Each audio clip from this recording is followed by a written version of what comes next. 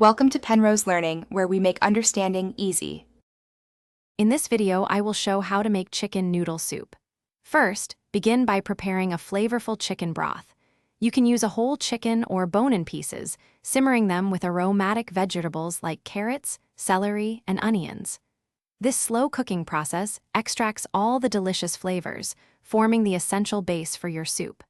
A good broth is the secret to a truly comforting bowl. Once your chicken is tender, remove it from the broth, shred the meat, and set it aside. Strain the broth to ensure a clear, smooth consistency, discarding the cooked vegetables and bones. Now, bring the strained broth to a gentle simmer and add your egg noodles. Cook them according to package directions, usually for about 8 to 10 minutes until al dente. While the noodles cook, sauté fresh carrots and celery in a separate pan until they are just tender crisp. This keeps them from becoming mushy in the soup.